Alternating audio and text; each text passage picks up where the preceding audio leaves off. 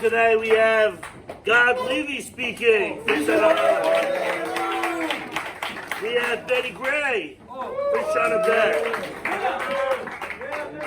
We have a Siyum by Shmuel Bennun.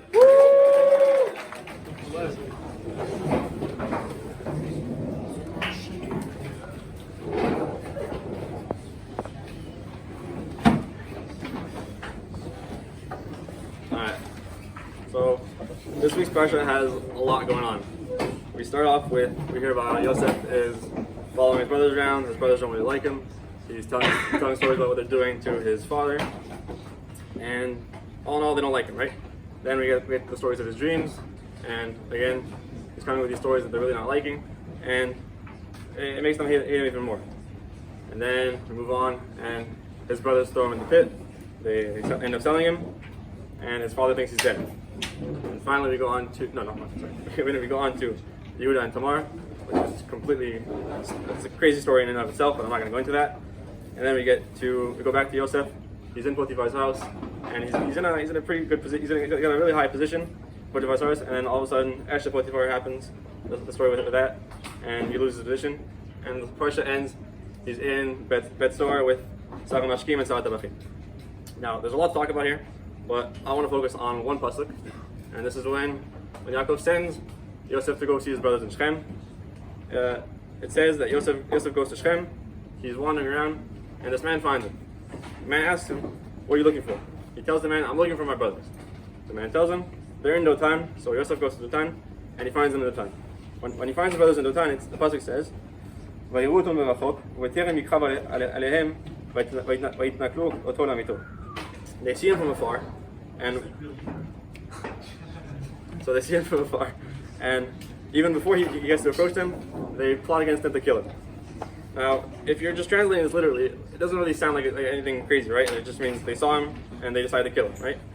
But Rav Moshe Sofer writes in Torah Moshe something which I think we can all really learn from.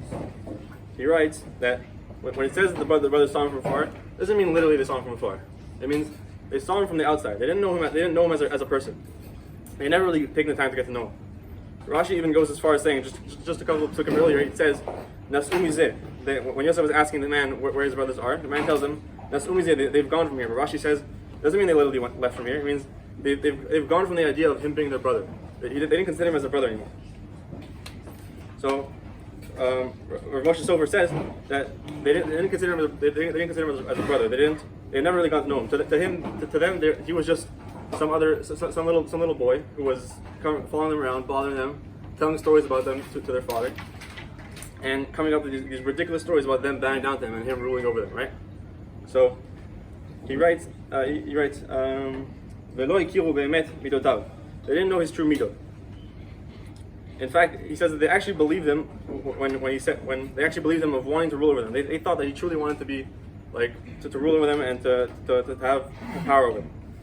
So I think what we can learn from this, as people who are, as a bunch of guys who are here for a year with 150 people that we never met before, I think this is something that we can really learn. It's teaching us that we shouldn't judge people. We shouldn't just make an idea about them in our minds. We should really give everyone the benefit of the doubt, and that every single person here is an opportunity to learn from. Everybody here has something to teach us, right? So I think we really got to make the most of the opportunity here. We have a whole year with 150 people that we've never met before, and 150 people, which are all opportunities to learn. So we've all got to make the most of the opportunity and learn as much as we can from each and every one of us.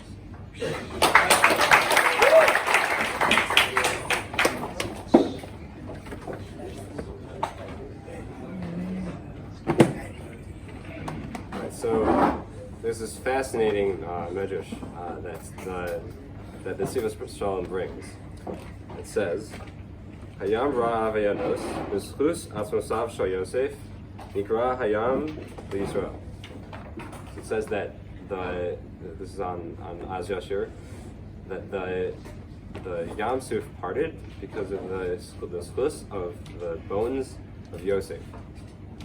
Now, that wondered me because right then there was the 600,000 Jews there, or more than that, like million, if you include the women, and also Moshe and Aaron and Miriam. Like, well, they don't have any schus. Like, what about them? Like, also when they were in Mitzrayim, they had the 10 plagues. They didn't have any schus for that. Like, what schus did they have for that, but not for the Yam Suf?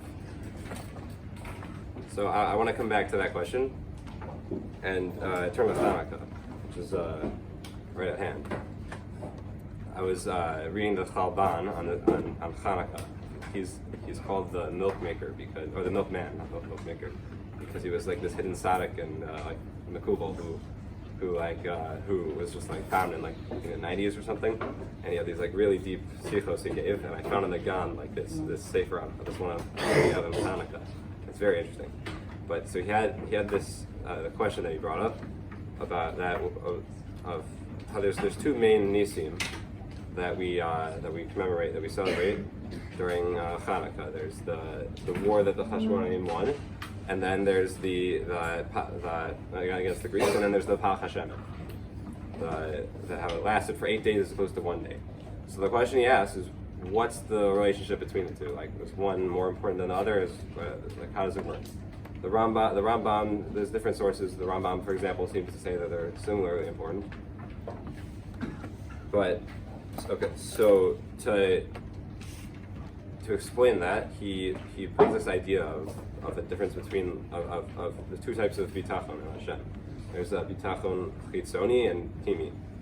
So the bitachon chitzoni is like it's avid to a master, where everything you do is it's like outer, where Hashem, you believe that your master is going to like give you food and help you with what you want to do, but and that's also important to have that feeling towards Hashem. But there's a deeper and stronger version of a type of bitachon where you pnimi, where you believe in yourself, but you believe in Hashem. That Hashem is within is I guess that a lot of people say the chelek elokam minal mamish, but that you believe that's what you are, and therefore everything you do is with Hashem's help and with you. Hashem's constantly with you, and that's very deep. And what's interesting is that's exactly opposite the Greek philosophy that they were fighting at the time. That there's like the whole Greek philosophy, there's like this god or gods or whatever that exists, but they don't like do anything in our daily lives. They're just kind of there, and what that leads to is that it's thinking that everything you do is just because of you. Hashem's not at all involved. When Hashem is involved in everything you do, but you also have b'chira chofshis, that everything you do is your choice, but Hashem's with you, and that's what the Hashmonaim had when they decided to rebel against the Greeks, who were trying to take away their whole Yiddishkeit. They had an inner belief in themselves that Hashem was constantly with them and would do everything, would help them with anything that they decided that was for Hashem. And because if you think about it, like they were just a small group of people rebelling against the Greeks. Like they're crazy to think they could win, but so then they weren't, because they knew that Hashem was with them. And then you can see that the nace of them winning the Melchama came, as the Chalban explains, from within them. Meaning they, Malamata, that's the way he says it, they started it, they believed in themselves, like their own Gvura, and then Hashem brought the nace for them, because that was just natural, because he was just waiting for that. And then once they had the schus to, once they had been able to makabel the nace from Hashem, then from the bottom, then he decided to come. Then he came in from the top above and had this nace nigla, this completely obvious nace that anyone in the world can understand is a nace, where the shemen lasts 8 days instead of 1 day, and what was important about that is that although the nace with the Melchama was very very obvious to see, even so, we can see even nowadays. We won the independence. We won that.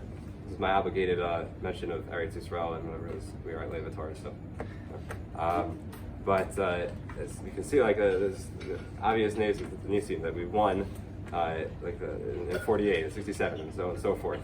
And like, how could you not see that? But anyways, there's still so many non-religious people in Israel. And like, well, how could that possibly be? So there is that it doesn't necessarily move everyone, but that's why Hashem came in with the Parshat Vayeshev, because he was like, no, it's not a question. I'm here. This is real. And so I think that this can help answer the question I had with Yosef, because what was the Yosef's test, his nisyonos? The Nisyonos Shalom says that this midrash that I brought implies that they were actually like harder. His tests were harder than any of the others, including like Akedah Yitzchak. And I think we can all understand why his tests were harder. There's no more needed to be said. So yeah.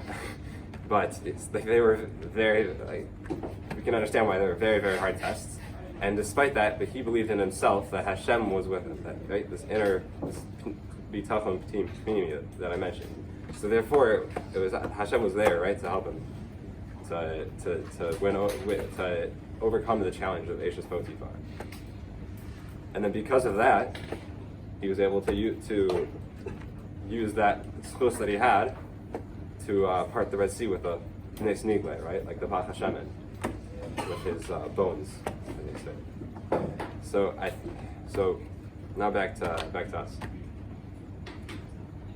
We're in the middle of the year in Chorav Zman, and let's say I think I can speak for a lot of people. A lot of people may be thinking, I've tried really hard this year. I've spent a lot of time trying to, my parents forced me to be here, but whatever. I guess it's just what it is. So I tried my best, and I don't know. It's not really working out. Or I'm liking this Yiddishkeit thing. I went to Rav Mo's Yak Yuslev thing. That was pretty cool. But Gemara is not so much for me. I don't know. This is really, really hard, or whatever. Like, I mean, you might be thinking that, and you might be having I don't know what we called like senioritis last year. But you need to stop that. What I'm seeing here, you have to stop thinking that right now. If you decide that that's not for me, well then yeah, it's not for you. It's not. There's not. Then that's been paskin. But if you believe in yourself, if you constantly believe in yourself, no matter what, it's the same thing with when you have kids. You cannot stop believing in yourself. Everything you do, that Hashem's there with you, constantly. You have to be like with Yosef at Tzaddik and be like the Chashmonaim, or Hashem's there fighting that war with you, the war in yourself, with trying to get good at Gemara or your HaTorah, with whatever it is. That Hashem's there constantly fighting that war with you, and to bring that nace with you, as long as you believe in yourself. Thank you. Good shots. I'll make this short, like as short as possible. I think it's just a very important idea to learn, before all the rabbis start talking about it before it's the end of yeshiva. That's all right. I think it's a very important idea to talk about before the end of yeshiva is here while it's still Chorav Zman, and so we don't get so ahead of ourselves. So we know the structure at the beginning of the parsha. Yaakov loves Yosef so much, he gives him the robe, showing all this favor, and the brothers start to hate Yosef. They don't talk to him nicely, this and that. Then eventually Yosef comes, Perik Lamed Zayin, Pasuk Hey, Vayachalem Yosef Chalom, Veged Achav Yasifu Od Sinoa Oto. Yosef had a dream and told his brothers about it, and they hated him. They hated him even more. So that's the first kind of time you could say Yosef interacted with the head on, actually saw it. And then immediately after, a person says, "Hey, can I ask you a question?" and immediately asks the question without wanting to ask it, for that person's permission, he says, "Shimuna hachalom hazah sher chalamti." Please listen to the dream which I've dreamed. And he just says it, right? And the brothers are like, "What's wrong with you? You think we're all gonna bow down to you? You're crazy. You're arrogant. What are you talking about?" And they hit him even more. And then Yosef, you could say he has the audacity. He says another dream with the stars and the moon in front of his brothers again and his father. And Yaakov rebukes him. He's like, "What's up with this?" Of course, deep down we know Rashi says, "Oh, Yaakov knows the dream was going to come true. He wanted to see it come, and maybe he was just trying to call the brothers' anger." But on its most surface level, he rebuked him. He's slapping up his son. He's like, "You're saying me, your father, I'm going to bow down to you? What are you talking about? What's this nonsense?" Right?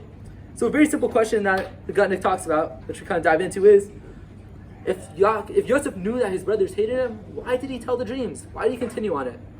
And Sforno goes on a very interesting idea on Yosef was immature.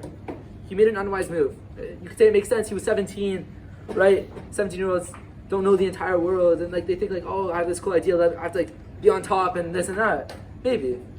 I don't want to bash on tzaddik, but maybe this is the way Sforno seems to be going. But I think there's a much deeper lesson from this. So there are two mediums that Rabbi Yair talks about that I think perfectly translate into the message of the Parsha that we're trying to go to. It's the idea of having stick shifts and wheels of planes in our lives. And you can be like, what's that mean? There's no cars in the Torah, there's no planes in the Torah. Like, what's this weird bit? What's this really weird bit? And the idea of them is their function. We're not talking about cars, but rather what the stick shift does. The stick shift makes you aware of your environment. I'm in snowy terrain, stick shift to snow mode. Rain mode. Simple. However stick shift works. I don't drive. And the wheels of a plane. If you somehow lift off, but don't have wheels and you want to come down to someone else's level, you will only come down in a big fiery explosion. You'll crash. And I think this is the lesson Sforno was trying to say. He's saying to be normal, to have seichel, not to like be boring and bland. We're not saying that, be you, but have seichel with the people you're interacting with, right? Not to just be high up all the time and then you come back and it's like you're trying to be like all high up and you think you're super found. You think you're really, really found. But then like your family is like, what's wrong with you? I'll be real, I'll open up.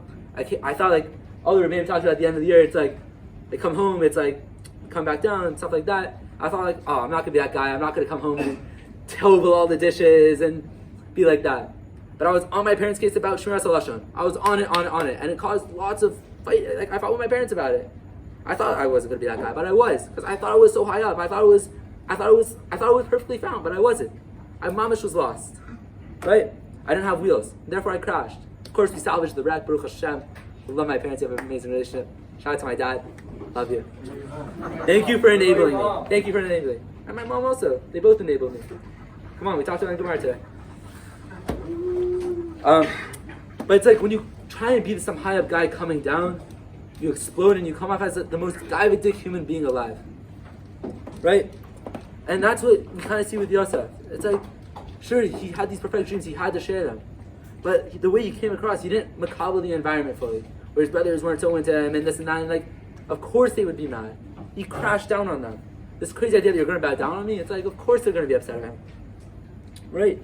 So really the main idea is like, we have to understand who we are, we have to understand where we're going, we have to understand who we're going to be with, and we have to understand we can't just be here all the time. Sometimes you have to be here to be with someone. So I think that's the main idea. So if we want, it's the fire sticker this line. If we want to avoid all that in our lives, to really stand tall with people, we need to have a stick shift and wheels that enable us to get there. If not, we'll stand and fall. That's a cool sticker. It's a rhyme. It's a rhyme. Love Natanel. Wait, no. We're doing. Oh, Siyum time. What a gift.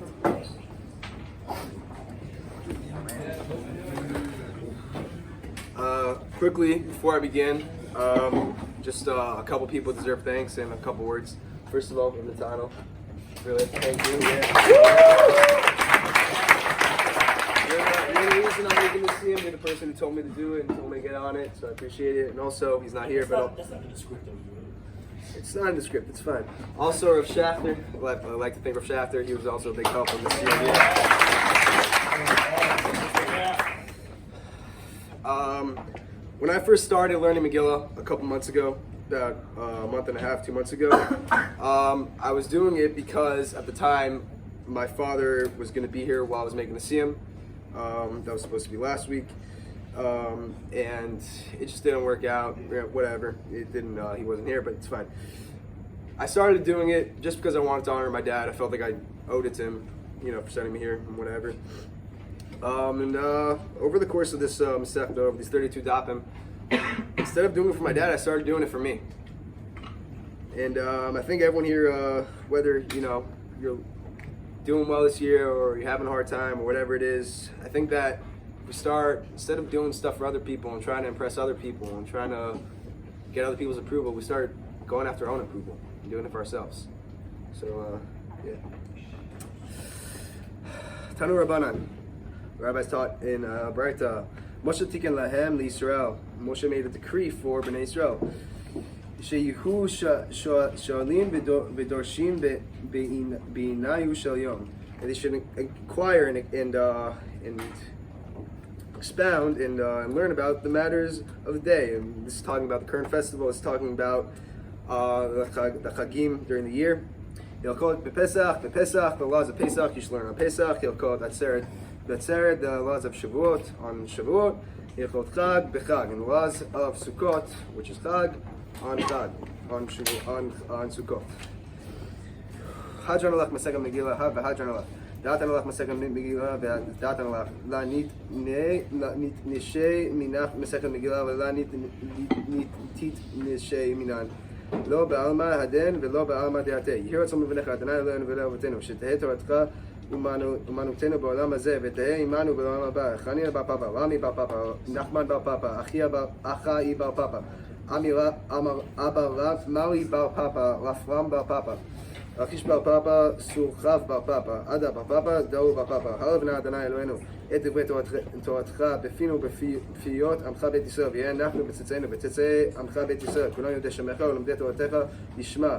מהווי תחכמני מצוותיך, כי לעולם היא לי בתמים בחוקך, לעולם למען לא יבוש, לעולם לא אשכח פקודיך, כי בם חייתני. ברוך אתה אדוני למדני חוקיך, אמן אמן אמן סלע ועד. מודים אנחנו לפניך אדוני אלוהינו ולאבותינו, ששמת חלקנו מיושבי בית המקדש, ולא שמת חלקנו מיושבי קרנות, שאנו משכימים והם משכימים. אנו משכימים לדברי תורה והם משכימים לדברי בטלים. אנו עמלים והם עמלים. אנו עמלים ומקבלים שכר, והם עמלים ואין מקבלים שכר. אנו רצים והם רצים. אנו רצים לחיי העולם הבא והם רצים לבאר שחת. שנאמר, ואתה אלוהים תורידם ולבאר שחת. אנשי דמים ומרמה לא יחצו ימיהם ואני אפתח לך. יהי רצון לפניך אדוני אלוהי, כשם שעזרתני לסיים מסכת מגילה, כן תעזרני להתחיל מסכתות ומספרים אחרים ולסיימם, וללמוד וללמד, לשמור, לעשות ולקיים את כל דברי תלמוד תורתך באהבה. וזכות כל הטענים והאמורים ותלמידי חכמים יעמוד לי ולזרעי, שלא תמוש התורה מפי ומפי זרעי וזרע זרעי עד עולם, ותקיים בהתהלכה תנחה אותך, בשכחה תשמור עליך, והקיצורת היא תישאך. כי בי ירבו ימיך ויוסיפו לך שנות חיים, אורך ימים בימינה ובשמאלה אשר וכבוד. אדוני עוז לעמו ייתן, אדוני יברך את עמו בשלום.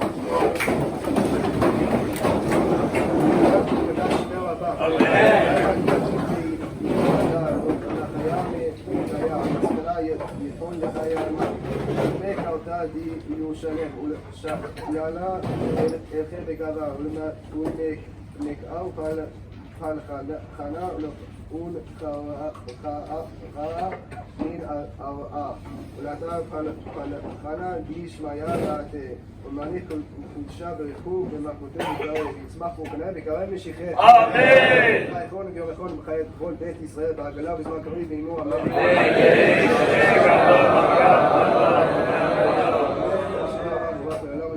יתברך וישתבח ויתברך ותורה מתעסק את הדר ואת הלב ואת הלב שמת וקדושה ואלה מכל ברכתה ושירתה תושבחתה ונחמתה דמיון ועלמה ואימו אמן. עם ישראל ועל רבנה ועל תלמידי הון ועל כל תלמידי תלמידי הון ועל כל מה להסכים בו הייתה דיבה אתר הדן ודי בכל אתר ואתר. יהיה לו הון ולכון שלומר רבה בחינה וכיסה ברחמים לחיים אביכם מזון אביכם ופרקנה מן קדם עבורים בשמיה והערה ואימו אמן. יש לומר גמרא מאמין שמהם חיים טובים עליהם דבר כל ישראל ואימו אמן. אמן. עושה השלום במוח וברחמה ויעשה שלום דבר כל ישראל ואימו אמן.